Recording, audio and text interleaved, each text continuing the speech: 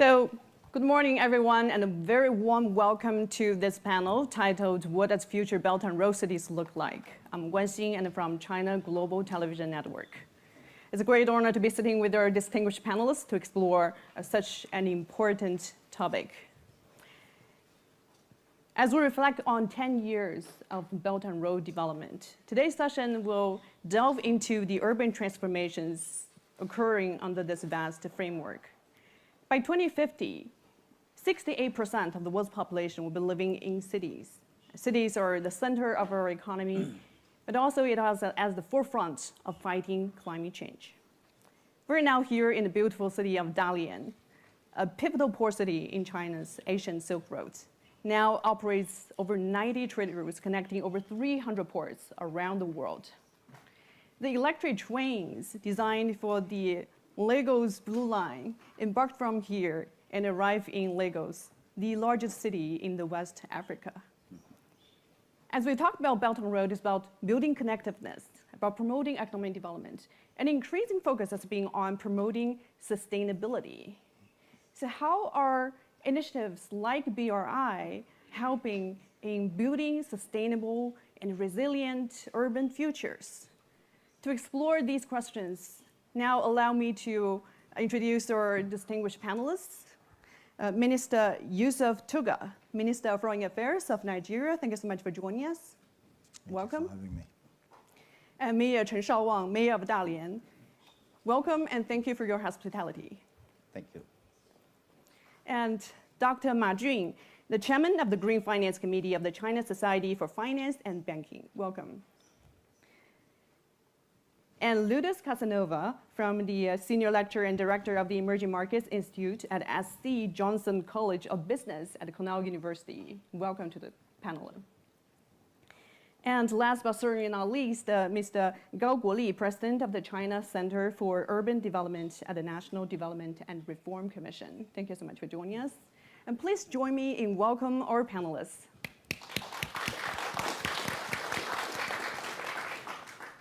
And before we get started, just a reminder that you're welcome to share your views and comments about this session using the official hashtag AMNC24 or 2024夏季达沃斯 in Chinese. Thank you so much. Now let's get started.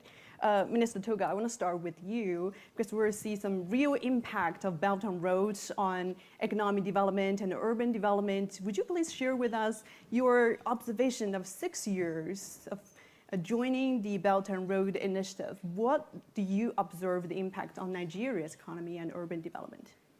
Well, you've actually already started doing that for me because you talked about the Blue Line, the rail projects constructed by a company out of Dalian here where we are in Nigeria. So apart from that, you have a deep sea port, again constructed by China Harbor, which is a company that is also out of Dalian. So what the Belt and Road is doing is decongesting cities, mega cities like Lagos, making them more livable. But we have to bear in mind that to make something sustainable, you have to first and foremost build it.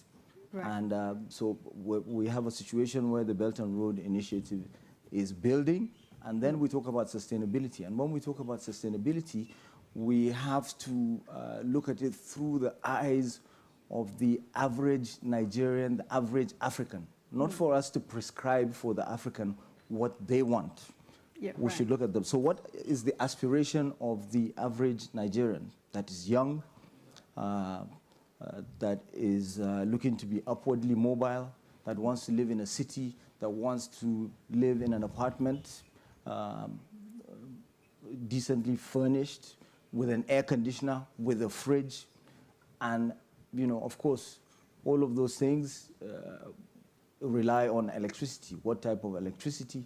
Then we talk about how to make them greener, how to make them more sustainable. But the advantage of the Belt and Road is, as it's being built, it is being implemented in a sustainable and a greener manner. But always to look at it from the perspective of the African so that we can marry our ideas together as opposed to just applying it to them. Indeed, we should always put people first at the center of our future development, and I certainly hope BRI can also continue to drive this development in the future. And let me turn to Mayor Chen, because the minister also talked about the trade between the two sides. And in your opinion, could you tell us a bit more about how Belt and Road development has impacted Dalian city development? I know your English is great, but of course you can answer in Chinese if it feels more natural for you, and our audience can use the earphone for translation. Okay. First of all, a big welcome to you all to Dalian and attend the Summer Davos. I also welcome you to this session for the discussion on the Belt and Road City. As Your Excellency Yusuf has introduced the trade projects with Dalian in Nigeria, I think this is a typical example vividly showcasing the impact of the Belt and Road Initiative. The examples put forward by His Excellency Yusuf has illustrated our collaboration with the BRI countries and these BRI projects' impact. In autumn 2013, President Xi Jinping put forward the BRI initiative over the past 11 years with personal leadership from President Xi. The mapped-out blueprint has developed prosperously and has been translated from a concept into actions and reality. As Minister Yusuf has put forward very vivid examples. The co-building of the Belt and Road has opened new pathways of our connectivity, set up a new framework of international cooperation, and has pooled the biggest consensus among the humanity. It is the road to prosperity. It is the belt bonding peace and unity. It goes along with the trend of the times and suits the aspiration of the people and enjoys broad prospect of future development. Dalian is an important node on the Belt and Road map, and Dalian Port is a part of the BRI ports system. I know you have a high interest in Dalian. In August 2013, President Xi Jinping visited Dalian and put forward suggestions on the positioning and development of the city of Dalian. There are 2 pilot zones and collaboration centers. We will be the vanguard of industry cooperation and a pilot for the economic modernization. There are 3 centers, airport, hub center for the Northeast Asia, and a logistics center connecting international logistics. And Dalian Municipal Government and Party Committee has been implementing these suggestions in pushing forward the vanguard development and development of the 3 centers, which are closely connected with the overall map of the Belt and Road. I'd like to share with you some data. The Belt and Road development has facilitated Dalian's development by injecting new impetus in the development of the Marine Silk Road. We've fostered a port hub at the national level, that is the Dalian Port. Dalian Port has developed into one port with the most comprehensive functions. I'll share with you some numbers. We have 118 places for over 10 tons of ships, and have the largest places for the largest ships. And yesterday, with arrangement from our Foreign Ministry, I had a bilateral meeting with His Excellency Mr. Yusuf, and we understand that Nigeria is the largest oil-producing countries in Africa. And in Dalian, we have this place to park the largest crude oil ship, 45 tons oil cruise ship. which we can bring to the table in our cooperation to contribute to crude oil trade with BRI countries. And we also have other places for 40 tons and also 20 tons of vessels and container ships. And talking about our efforts to revitalize the air economy in the northeastern part of the country, we are a hub for transshipment. In 2023, the throughput for ports and also containers increased by 3.2% and 12.8% respectively. So from that, we can see that Dalian is indeed making significant contributions to BRI development, in particular on fronts such as logistics, ships, and infrastructure interconnectivity. Cooperation within the framework of BRI has also been offering tremendous opportunities for the development of our city and our Dalian port. So with this, we believe that in developing the BRI projects, we believe that there are lots of things that we have been doing and we can do going forward. And also for economic development on land. Of course, we are a coastal city with a large port. We want to make the best use of our port to integrate into the international circulation, to push forward international trade. And with the maritime Silk Road, we want to build shipping lines. And at the same time, we also want to make the best use of the China-Europe Express Railway, so we can cover different areas in Manzhouli, Cunfenhe, and other places, which can connect these goods and exports to 7 countries in Europe. And it covers 11.3 thousand kilometers and can transport over 35,000 containers. We're also increasing our air shipment capabilities. We have direct airline routes with 12 cities in different countries and regions. And there has been a significant increase. The traveler outputs has doubled over the past year. So these are some of the examples of the efforts that we have been doing to contribute to the BRI economic zone with a land-based Silk Road and also maritime Silk Road. So these are some. Hopefully, this data will be very helpful for you to understand what we have been doing. Development, but we know that BRI is also an evolving initiative. I want to turn to Dr. Gao for this, because can you help us understand what are the current priorities of this initiative?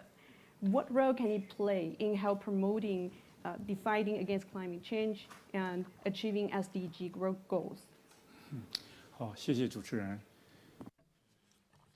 Thank you very much, Madam Moderator. I'm very honored to have the opportunity to join this panel to discuss sustainable development of the BRI cities. It has been 10 years since the inception of the BRI, and we have been adhering to the principle of wide consultation, joint contribution, and shared benefits, and we want to build a prosperous, peaceful, and green Silk Road. We have received tremendous support from our partner countries. In particular, in building a green Silk Road, it is a very relevant topic for today's discussion. Over the past 10 years, we have been working with the partner countries to build flagship projects. I think many on 4 fronts. First, for some key aspects for green development, including green infrastructure, green transportation, green energy, and green finance. China has been working very closely with their partner countries on various types of projects like policy, coordination, planning, and others. I'll give you an example on green finance. Together with Indonesia, one of the countries with large numbers of islands, we're working with them to build a floating PV farm to optimize their energy mix. And in Kazakhstan, we know that there's lots of wind resources in Central Asia, and we work with the local partners to build large PV projects, which is a great contribution to renewable development in that country. And we have also been working a lot in building green industrial parks. For example, in Cambodia, Laos, and Seychelles, we have been building low-carbon industrial parks. At the same time, we are also building some economic and trade industrial zones. One that I have visited is in Egypt. China, Egypt, TEDA economic and trade zone. It has been built adhering to the highest standards of green development with very stringent requirements on its emissions and energy conservation and others. And another front is joint efforts to fight climate change. Climate change, we know that is a major task for us to address. So in China, we put forward this South-South cooperation program to fight climate change. So we are helping our partner countries to step up their capacities and also to develop their infrastructure and also to help them to train their talents. According to some statistics, China has been working with over 100 countries to offer training programs on climate issues, and the Chinese number has exceeded over 10,000. We're also working with some island countries in South Pacific to help them to build some meteorology monitoring stations and to help them to better monitor the climate conditions. Another front is biodiversity protection. In 2021, in Kunming, we hosted COP15 of the CBD and launched the Kunming joint statement, showcasing our commitment to protecting biodiversity. A typical example is the cooperation between China and other 5 countries along the Mekong River to protect biodiversity. So these are some of the examples of the cooperation between China and the BRI countries. Looking forward in the next 10 golden years, which was put forward by President Xi. President Xi announced 8 major actions that we're going to take in the next years, including green transportation, green energy, and others. So I believe these offer great opportunities for us to work closer together on green development and low-carbon development with huge potentials. I will stop here. Thank you very much. Thank you very much. Indeed, green development is not just a vision, but rather it is delivering concrete results in the real life. And going forward, we will work closer on many other fronts. I know you're from the United States. Of course, United States has a very conflicting views of the BRI initiative, but you have worked extensively in emerging markets as well with regional insights into China, Latin America, and India as well. What is your overall assessment of the impact of this initiative?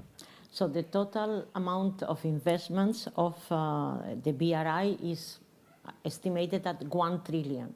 So $1 trillion that arrived in emerging markets. So emerging markets till then had only the option of US or Europe, and now all of a sudden another emerging market, China, is able to come and execute infrastructure projects. You mentioned trains, you mentioned ports, but also electricity for emerging markets. And then the projects were done on time and they were cheap.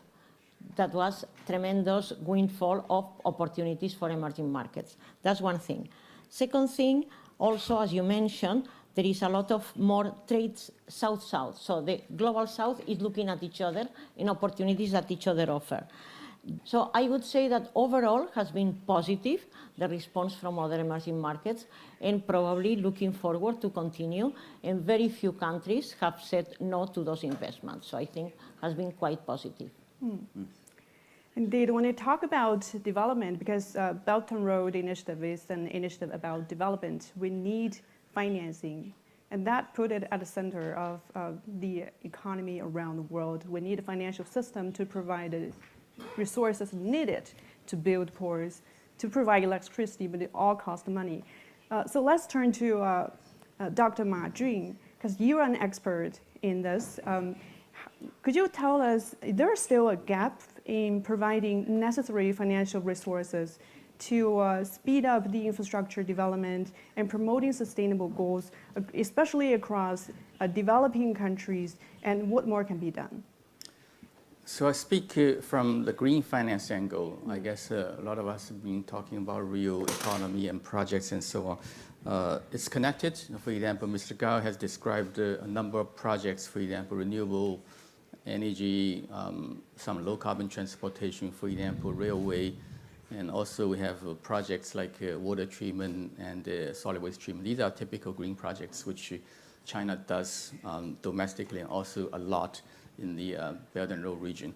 And green finance is behind these because all of these projects will need money, right? So the banks and equity investors and other instruments through the capital markets are used to support these projects. Within China, we have built, I think, the largest green lending market in the world already. Yes. The outstanding amount is 30 trillion RMB, which is equivalent to 4.5 trillion US dollar. That's why China had this massive growth of renewable energy, EV, and batteries, and so on. At the same time, especially the last few years, China has been investing a lot in other emerging market economies in similar sectors.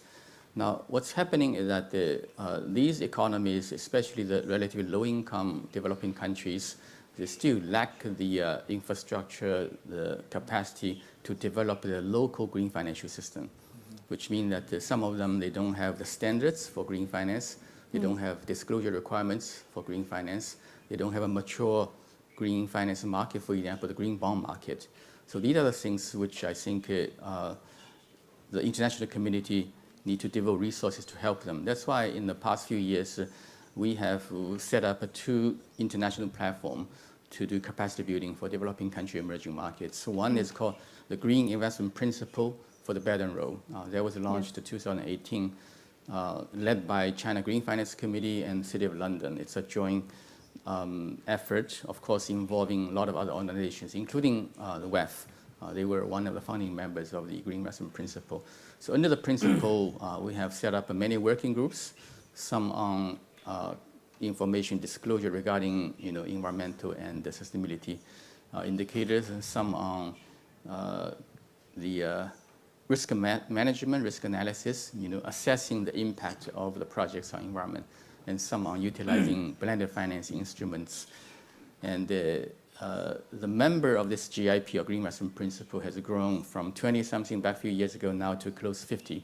So we involved a lot of financial institutions, not only from China, developed markets, but also many emerging markets, banks.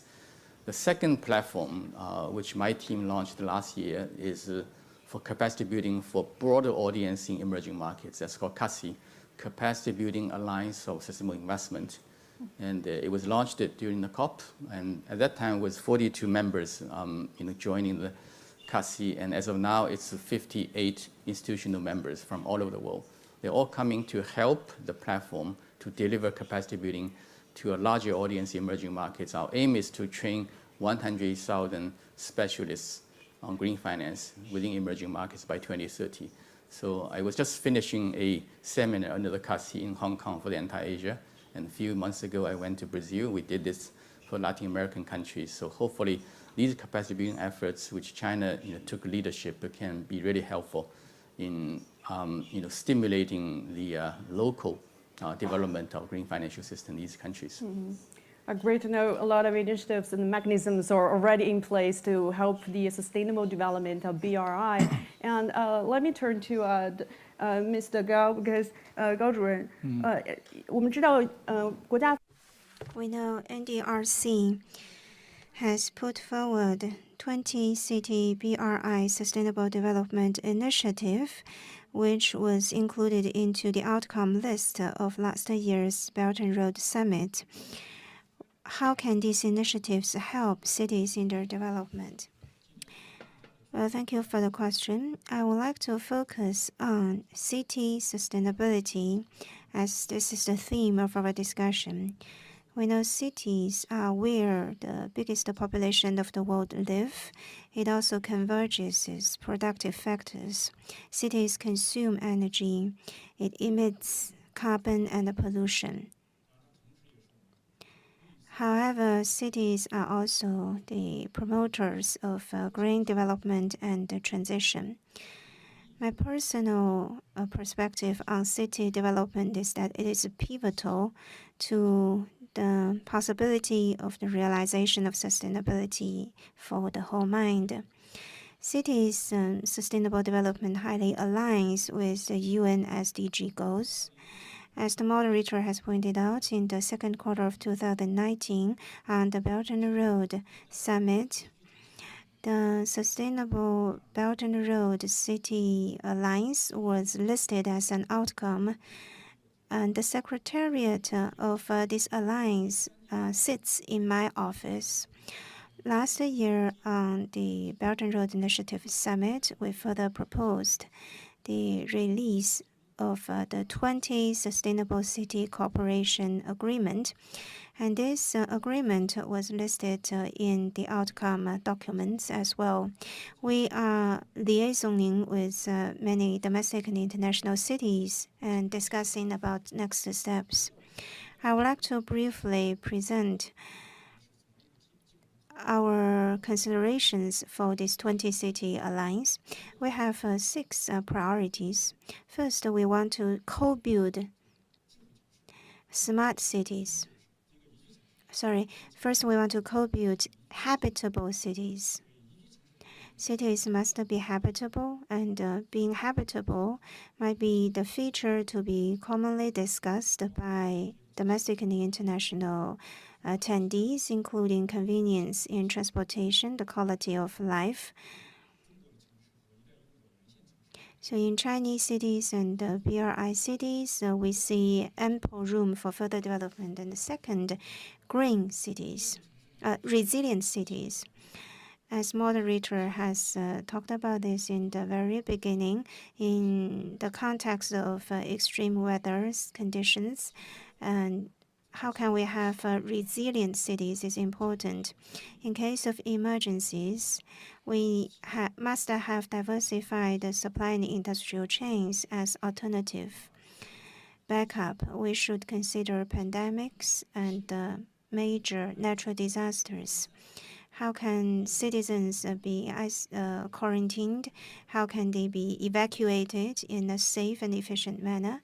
We do see many opportunities exist. The outbreak of COVID has sounded the alarm. And third, we need to co-build smart cities. Domestic and international cities need to be digitalized. They should move online. There are opportunities. We need to have mutual learning. we need to have a discussion on the possible pathways for co-building the smart cities. And fourth, we must co-build innovative cities. Innovation in industries, science and technology are needed. We need to innovate our environment. We should also create an innovative ecosystem and innovation chain so that we can foster cities driven by innovation. And fifth, we must have greener cities. Green might be an umbrella concept covering sustainable development. However, when it comes to the specific area of cities, we need to have the landscaping and the park, city parks, suburban parks, the greening of cities. More importantly, at the functional level, cities need to be green, including the green manufacturing, circular economy, low-carbon economic development. Our cooperation can help us to build an inner green development mechanism. And finally, humanistic cities. Towards the end of the day, cities compete not only for economic volume, more importantly, they compete for inner drive for development. Humanistic collaboration is also an area yet to be tapped between domestic and international cities. So the above-mentioned 6 aspects have been the focus of our discussion while we were putting forward the outcome list for the 3rd BRI Summit. I'd like to take this opportunity to re-emphasize the voice. First, we need to select 10 domestic and international cities. And given their sustainability features, there are different levels of development stages. We have selected domestic and international cities, altogether 20. And in Chinese selection, we've taken cities from the east, the middle, and the west. So they have different features and they are at different levels of development. And so for this array of domestic and international cities, we will have the implementation of the initiative and go into the concrete steps of cooperation. I'd like to take today's opportunity to provide 2 pieces of information. In August, in Chengdu, we want to hold an event. Chengdu is the leading habitable city, and in Chengdu we will hold the 4th Garden City Forum. So the 4th Garden City Forum will be held in Chengdu, and in October, in Wuhan, we have another event, Wuhan as the leading city for the Resilient City sub-project. And so we want to hold the 7th International Forum on Resilient City in Wuhan. I welcome domestic and international participants to join us, and I solicit your support for our 20-city initiative. I want to get a response from Mr. Minister, because I know you're on an official visit to China, and in the joint statement with China's Foreign Minister Wang Yi, it says that the 2 sides encourage to set up friendly cities between China and Nigeria. So since you are here in Dalian, what city would you recommend to set up a friendly cooperation with Dalian? And talking about the urban development, what challenges are Nigerian cities face in promoting sustainable development, and how do you envision the future development of BRI in addressing these challenges? Thank you. Okay, well, the first part of the question, it's a no-brainer. You know, Dalian has to twin with. We had this discussion yesterday with the mayor. So it's a matter. It's not even a matter of whether Dalian is going to twin or not. It's a matter of which city. So it's going to be a contest within Nigeria to see who would partner with Dalian. And once I get back, we're going to start working on that. Okay. And in terms of, you see, we have to put things into perspective. We have a huge infrastructure deficit in Africa. So our starting point is to get the infrastructure first and foremost. So yes, in doing so, we have to be mindful of the greenness of the infrastructure. But to be honest, the way things are right now, any type of infrastructure that comes by way of the Belt and Road Initiative is greener than the prevailing, than the current circumstances that we find ourselves in. But there's Because if there's no electricity, you have no electricity lines, then chances are people go to the forest to cut down the trees, to use it to cook. So, you know, what is better? Electricity that maybe is even coming from coal or gas, or cutting down the trees. So, but we're not even going down that route. There are a lot of solar projects going on in Nigeria with Chinese participation. So we've got rail roads being built. We have Lagos, Kaduna, Jibia, Lagos, Kano, Jibia, Kaduna, Kano, Jibia, a trade and transport corridor. That is primarily being built by China with through the Belt and Road Initiative. It's one of the most important trade and transport corridors. It has vehicular traffic of, I think, and these are maybe 2015, 2016 figures of 20,000 vehicles a day, for instance, all running on petrol and diesel and polluting that train and transport corridor. So when you have rail, it means more people will go on the trains, fewer people use the vehicles. That's greener, in my opinion. You know, when you have fiber optic cabling, as China is doing in partnership with Nigeria, through the Galaxy backbone that is being expanded, linking cities, linking towns and villages.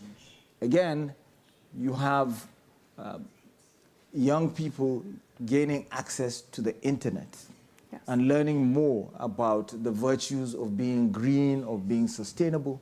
That in itself is making the process greener, making it more sustainable, because people are getting exposed to these ideas. And at the same time, overall, it helps with the move from being poor to the middle class, because it's providing education. And when you're educated, chances are you move, there's more social mobility, you become more gentrified. And when you're gentrified, your stomach is full, you're comfortable, then you think more about being green, being more sustainable. I'm not saying that sustainability is not good, but when it comes to Africa, I think we have to look at things differently, particularly when African countries are blessed with mineral resources, they're blessed with hydrocarbons, and they pollute less, they contribute far less than what other parts of the world contribute in terms of polluting activities. So we have to, we cannot say a country like Nigeria cannot utilize its 206 trillion cubic feet of gas because it wants to be greener. When we don't have electricity, we don't have enough electricity, we have to do that. So that's why we're constructing the Abuja, Kaduna, Kano gas pipeline with Chinese participation. And that is going to deliver gas for electricity to several major cities and several industrial belts that are at the moment moribund. They had to shut down because there's no electricity. So all you have to do is tee off in a city like Abuja, which is primarily a new city. It was conceived of in 1975, and over the years it's been built. It's the capital city. It has an industrial park. You tee off, you supply that. You move further to Kaduna, where you have textiles that are, for all intents and purposes, dead. And we need those textiles to be able to access an AGOA, for instance, a garment industry that employs more people than any other. You move on, so you tee off, you supply gas there. The same thing with Kano, an old city. The Kano state itself is the largest state in Nigeria in terms of population. Its industries are dead. We need the gas.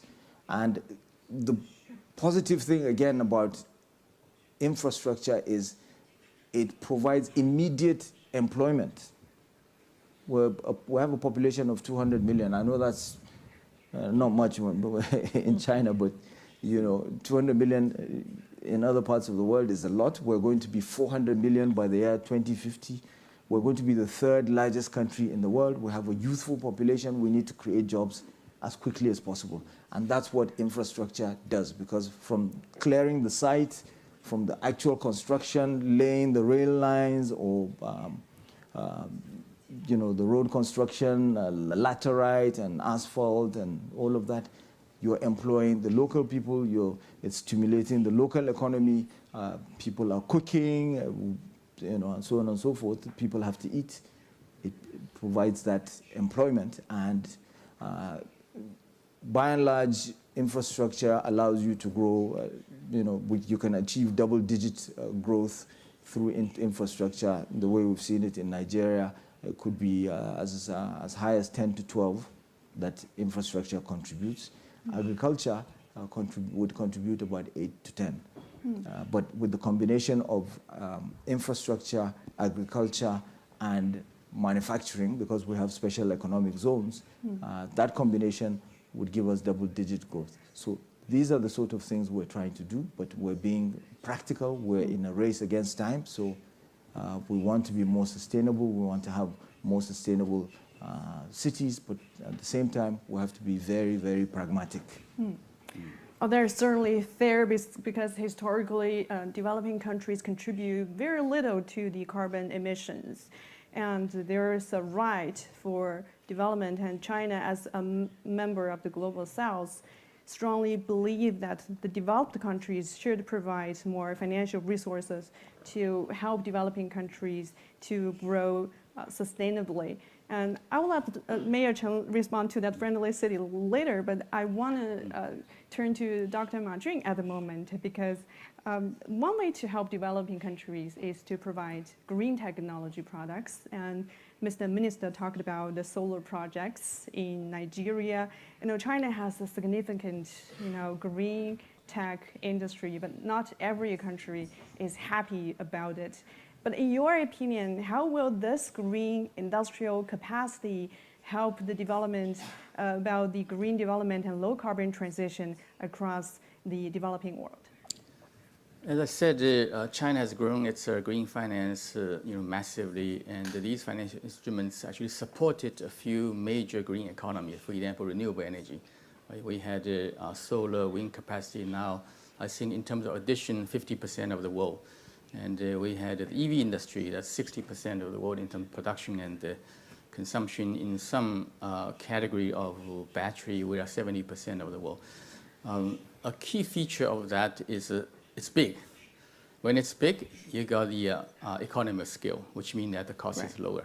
Right? Of course, behind that, a lot of innovation and other things happening. That's why you can see the Chinese solar cost coming down faster than most other places.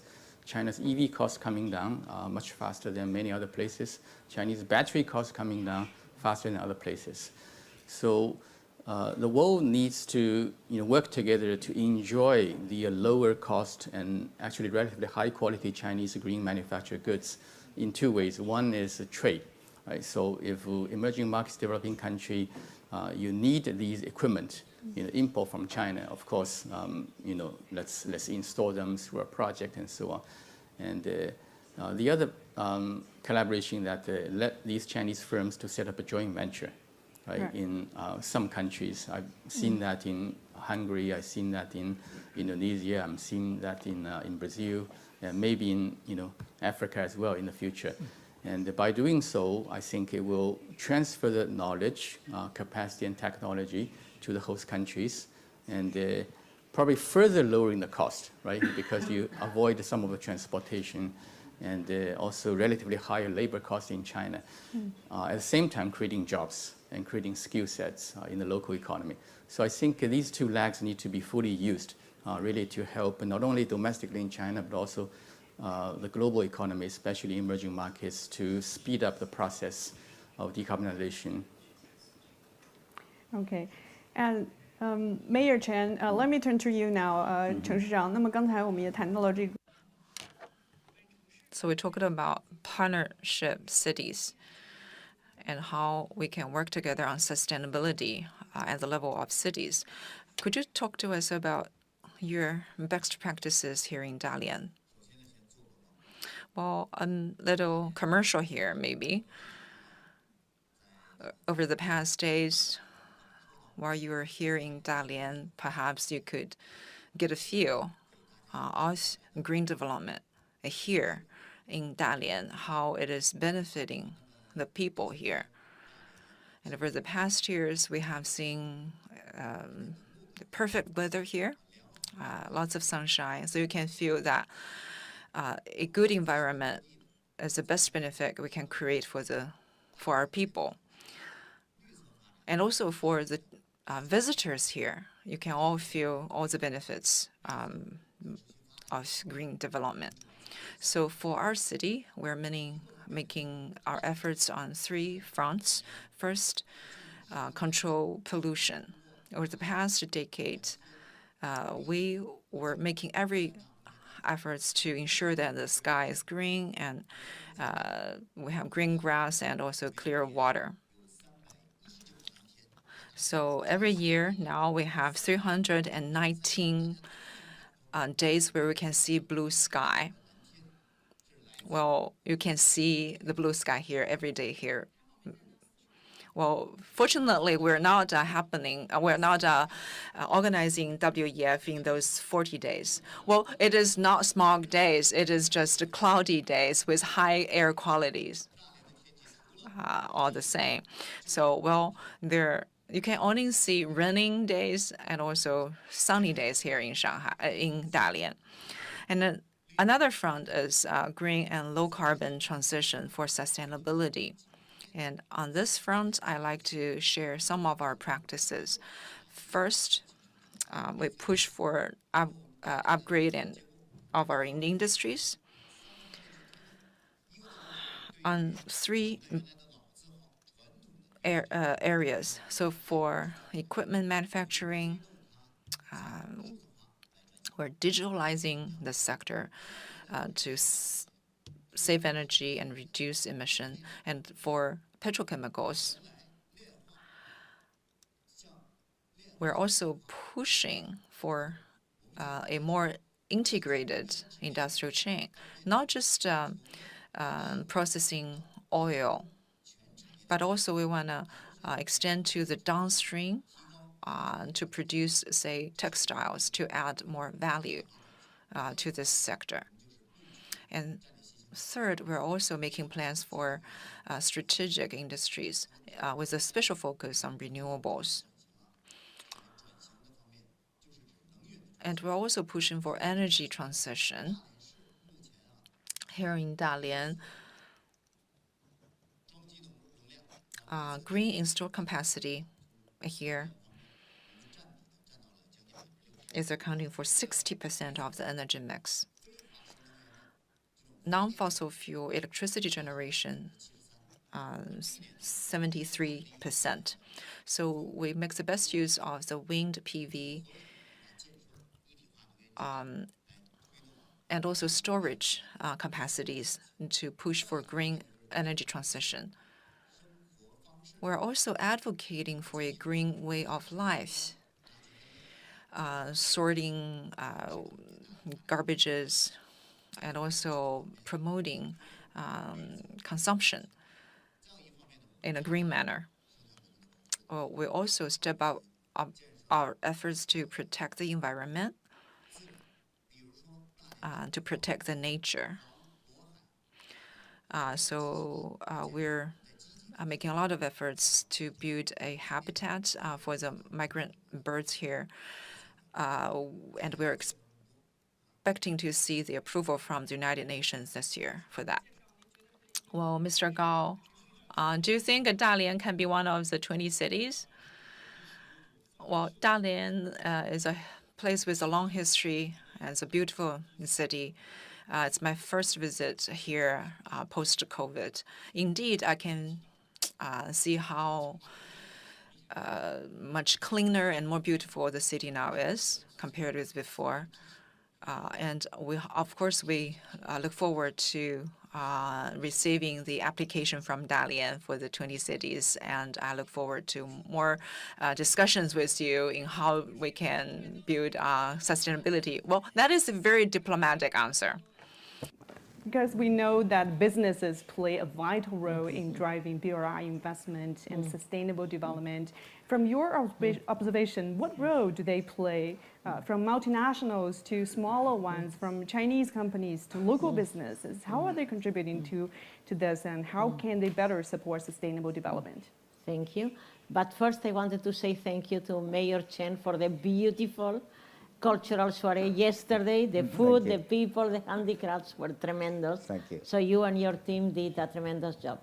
Regarding multinationals, if we look at the data, Chinese companies started to grow, for instance, in the Global 500 of Fortune after 2008, 2009. If we look at the data, since then till now, 2023, the major investments of Chinese companies were mainly in the US and in Europe. So Chinese companies first invested both in mergers and acquisitions and both in greenfield as well. So the data shows that the majority of the investments were in those areas, in the richest parts of the world. We see a change, of course, after 2020 mainly. So the sanctions and the trade war started with President Trump in 2016, but we see the changes after 2020. So after 2020, the data shows that Chinese companies are moving into Asia.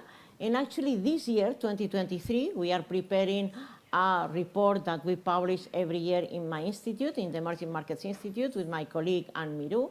And over there you see this year, 2023, so the talk is that Chinese companies are not going abroad anymore, that they are coming back home, but we were surprised that in 2023, in greenfield investments, China invested more internationally than the US. So China overtook. So Chinese companies want to continue to be abroad. But the difference is that in 2023, again, the investments were in Belt and Road Initiative, South-South investment. So for me, in this new area, and you mentioned that you were encouraging joint ventures with local companies. So as I mentioned before, we see the banks, the construction companies, the electricity companies, State Grid Corporation of China, the biggest company in China by revenues. They have done it. However, we have seen less so far of manufacturing companies moving to Vietnam, to Mexico. We are starting to see, but how, for instance, BYD has a project of building a manufacturing facility in Brazil. How will this go? This is a tremendous challenge because in China you have a scale, efficiency, and a particular culture. Some they say is very hierarchical, whatever, different culture. So then how will you move this factories, this culture, this know-how of manufacturing, but most importantly, the scale. The scale, this is the biggest country in the world with China, with India, in terms of population. How will you be able to move this tremendous capacity in manufacturing, excellent manufacturing, very efficient? How will you be able to move that to Brazil, Morocco, Nigeria, and other places? So I think what will be a challenge, I understand, is to do that. Because, of course, BYD wants to overcome the trade barriers and wants to overcome tariffs that are being imposed in Europe and in the US. So you can do that by manufacturing, again, Mexico, Vietnam, and other parts of the world. So, but this has not been done in a massive way. So the ones that have invested a lot have been a lot of service companies and construction companies. You have not moved this manufacturing excellence that you have in this country to others. So remains to be seen how this new phase of investments within BRI will go in the manufacturing sector. In the others has been proven successful. Thank you. And now we have a few minutes left. We'd like to open the floor to questions from the audience, if there are. Okay.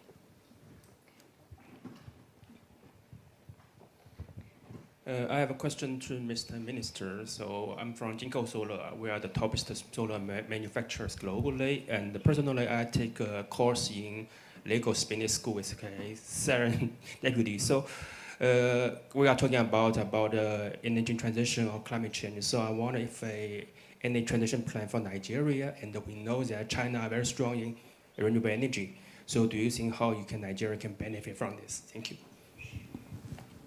Thank you very much. Can I go ahead? Yeah. Nigeria has a very robust energy transition plan. We have our net zero targets also on emissions. What we have also done recently, President Bola Tinubu signed into law an Electricity Act, which further opens up the electricity sector for participation in distribution, transmission, generation, not just for private businesses, but also for the state governments, because we have 3 tiers of government. So apart from the federal government, which is at the national level, we have 36 states, just like you have regions here. So they can set up generation and transmit and distribute locally. Apart from, of course, captive power, embedded power that we have an agency that came along with me on this trip, the National Agency for Science, Engineering and Infrastructure. They are in partnership with quite a number of Chinese groups, as well as others from other parts of the world, in developing, manufacturing photovoltaic panels and batteries locally. So they're doing quite a lot of that. Of course, we're also looking to domesticate the processing or refining of lithium and other metals. So this is ongoing also. Quite recently, a Chinese group invested in a processing plant in Nasarawa State, which is in the middle of Nigeria. So there's a lot of activity going on there. Thank you, Minister. Well, I'd love to take more questions, but really running out of time. Thank you so much for our excellent panelists for their insights. Please give them a round of applause. Thank you so much for joining us. See you next time. Thank you.